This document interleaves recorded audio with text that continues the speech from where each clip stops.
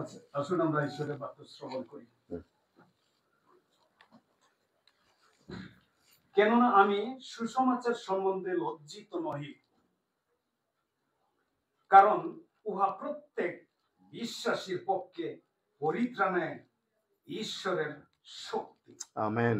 প্রথমত জিহুদীদের পক্ষে আর গ্রিকেরও পক্ষে, কারণ ঈশ্বর দেয় এক ধার্মিকতা সুসমাচারে প্রকাশিত হইতেছে, তাহা বিশ্বাসমূলক অবিশ্বাসজনক যেমন লেখা আছে, কিন্তু ধার্মিক ব্যক্তি বিশ্বাসে তো বাঁচিবে, কিন্তু ধার্মিক ব্যক্তি বিশ্বাসে তো বাঁচিবে।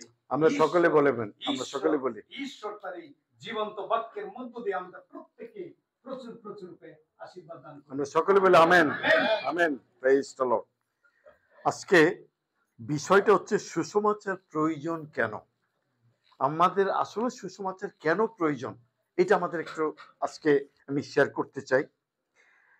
এই রোমীয় মণ্ডলীর জন্য প্রেরিত পৌল এই পত্রটি কেন লিখেছিলেন আমরা একটু দেখি। প্রেরিত পৌল রোমীয় মণ্ডলীর জন্য তার পত্রের মূল কথাটি বলিয়াছেন, মানুষের পরিত্রাণের ঐশ্বরিক পন্থা এই সুসমাচারের মধ্য দিয়াই অভিব্যক্ত। এই সুসমাচারটা খুব গুরুত্বপূর্ণ। এই পন্থা সর্বোত্তভাবে বিশ্বাস ভিত্তিক। শাস্ত্রে এই কথা লিখিত আছে, কিন্তু ধার্মিক ব্যক্তি বিশ্বাসে তো বাঁচিবে। তারপর পৌল এই মূল কথাটি পর্যায়ক্রমে ব্যাখ্যা করিয়াছেন, বলিয়াছেন জিহুদি নির্বিশেষে মনুষ্য মাত্রই পাপী।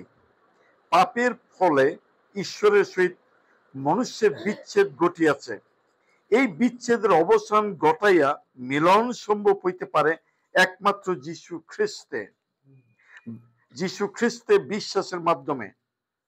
ইহার পরে পৌল ব্যাখ্যা করিয়াছেন, খ্রিস্টের সহিত সংযোগে অপূর্ব এক নবজীবন ঈশ্বরের সহিত স্থাপিত নতুন সম্পর্কের ফলে সম্ভব হইতে পারে। ঈশ্বরের সহিত খ্রিস্ট বিশ্বাসের পুনর্মিলনে শান্তি বিরাজ করে এবং পাপ ও মৃত্যুর অধীনতার পাশ হইতে ঈশ্বরের আত্মা তাহাকে মুক্তি দান করেন। এই যে সুসমাচার, এই বাক্যগুলো যখন আমরা শ্রবণ করি, এই পবিত্র আত্মা, ঈশ্বরের যে আত্মা, পবিত্র আত্মা আমাদের পাপ থেকে আমাদেরকে মুক্ত করে, খুবই গুরুত্বপূর্ণ। উপসংহারে তিনি এই সিদ্ধান্তে আসিয়াছেন যে যীশু খ্রিস্টের মাধ্যমে সমগ্র মানব জাতিকে আনিবার জন্যই ঈশ্বরের পরিকল্পনা। এই জন্যই প্রেরিত পৌল বলেছেন, কেননা আমি সুসমাচার সম্বন্ধে লজ্জিত নহি, কারণ উহা প্রত্যেক বিশ্বাসের পক্ষে পরিত্রাণার্থে ঈশ্বরের শক্তি। এই যে সুসমাচার যখন আমরা শ্রবণ করি, আমরা যখন গ্রহণ করি, এটাই আমাদের পরিত্রাণের জন্য ঈশ্বরের শক্তি। কেন সুসমাচার প্রয়োজন? আমাদের জীবনের পরিত্রাণের জন্য যে ঈশ্বরের শক্তি আমাদের অন্তরে কাজ করে, যখন আমরা ঈশ্বর বাক্য শ্রবণ করি, ঈশ্বর বাক্য যখন আমরা গ্রহণ করি, তখন আমাদের পরিত্রাণের জন্য যে ঈশ্বরের শক্তি তা আমাদের হৃদয়কে, আমাদের মনকে, আমাদের দেহকে শক্তিশালী করে। প্রথমত জিহুদির পক্ষে আর গ্রিকেরও পক্ষে, কারণ ঈশ্বর দেয় এক ধার্মিকতা সুসমাচারে প্রকাশিত হইতেছে। এই যে ধার্মিকতা যে সুসমাচারের মধ্য দিয়ে প্রকাশিত হচ্ছে, যারা এটাকে গ্রহণ করছে তারা পরিত্রাণ পাচ্ছে, তারা ধার্মিকতা লাভ করছে। আর যারা গ্রহণ করে না, তারা ঈশ্বরের আশীর্বাদ থেকে তারা বঞ্চিত হচ্ছে, তারা নরকের দিকে আস্তে আস্তে হেঁটে যাচ্ছে। প্রিয় ভ্রাত এবং ভগ্নীগণ, আমরা আসলে আমি কে, এটা আমাদের ভালোভাবে জানা দরকার। আমি কে? আমাদের গত প্রথম রবিবার মনে হয় আমাদের ডক্টর তাপস হালদার, আমি সেখানে উপস্থিত ছিলাম, এবং আমাদের আজকের ডিকনেস এবং বোন আনিও মনে ছিল মনে হয়, এবং আমাদের ডিকন প্রদেশও ছিল। আমি কে? আসলে এটা আমাদের প্রত্যেকেরই জানা দরকার। আমি কে? বাইবেল বলে, আমরা আদি পুস্তক দেখি, ঈশ্বর তার প্রতিমূর্তিতে আমাদেরকে সৃষ্টি করেছেন। ঈশ্বরের প্রতিমূর্তিতে আমাদেরকে সৃষ্টি করেছেন। তার মানে কি আমি ঈশ্বরের অবিকল প্রতিমূর্তি দ্বারা সৃষ্টি। তাহলে আমাকে কি করতে হবে? আমাকে জানতে হবে আমি ঈশ্বরের প্রতিমূর্তিতে সৃষ্টি। দ্বিতীয়ত হচ্ছে জন 11:12 আমরা ঈশ্বরের সন্তান। এটা আমাদের নিশ্চিত জানতে হবে। আমরা যারা যিশুকে ত্রাণ করতে মুক্তিদাতা হিসেবে গ্রহণ করেছে, ঈশ্বর আমাদেরকে তার সন্তান হবার অধিকার দিয়েছেন।